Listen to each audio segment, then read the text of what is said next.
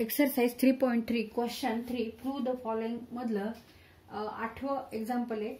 16 sine theta cos 2 theta cos 4 theta cos 8 theta equal to sine 16 theta.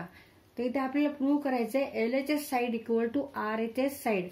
RHS साइडला term sine मध्ये आहे sign 16 theta आणि LHS साइडला ज्या टर्म्स आहेत एक साइन मध्ये आहे आणि कॉस मध्ये, नंतर कॉस आणि कॉस मध्ये या टर्म्स आहेत. अँगल्स इथे theta theta 2 theta 4 theta 8 theta आणि इकडे 16 थीटा हा अँगल आहे. तर आता इथे आपल्याला आधी LHS साइड आपण सॉल्व्ह करू आणि it is equal to RHS side हे प्रूव्ह करू. LHS side equal to 16 sine theta cos theta cos 2 theta cos 4 theta cos 8 theta. आता इथे ह्या सगळ्या फंक्शन मध्ये मल्टिप्लिकेशन आहे. इथे आपण हा फॉर्म्युला वापरणार आहे sine 2 theta equal to 2 sine theta into cos theta. आता इथे फक्त साइन थीटा आहे आणि इकडे राईट हँडला पण साइन आहे म्हणून आपण इथे साइनचा जास्त विचार करणार आहे. तर आता साइन 2 थीटा होण्यासाठी इथे आपल्याला साइन थीटा कॉस थीटा आणि 2 पाहिजेत. तर इथे 16 आहे तर 16 इक्वल टू आपण 8 इंटू 2 असं लिहू शकतो कारण सगळीकडे इथे मल्टिप्लिकेशनच आहे. मग 16 इक्वल टू 8 इंटू 2 मग 2 sine theta cos theta means sign 2 theta. मग ह्याच्याऐवजी आपण इथे साइन 2 थीटा ही टर्म घेऊ. मग 2 sine theta cos theta means sign 2 theta 8 into sine 2 theta into cos 2 theta into cos 4 theta into cos 8 theta. आता इथे परत sign 2 theta cos 2 theta आहे म्हणजे इथे अँगल फक्त हा डबल आहे. ते जसं थीटा हा सिंगल थीटा आहे इथे मात्र हा डबल 2 थीटा आणि इथे 2 थीटा आहे. तर मग इथे किती असायला पाहिजे म्हणजे 2 sine 2 theta cos theta equal to 2 sine 2 theta cos theta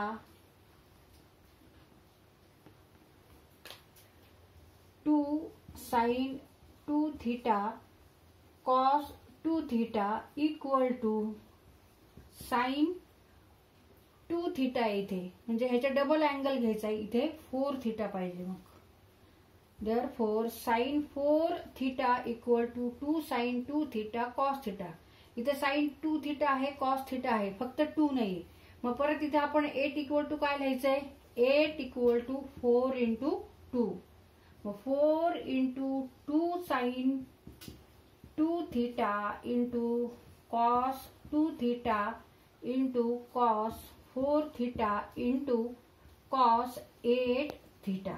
मला 2 sine 2 theta cos theta equal to sine 4 theta. मग ह्याच्याऐवजी आपल्याला फक्त साइन 4 थीटा इथे लिहायचं आहे. 4 sine 4 theta into cos 4 theta into cos 8 theta.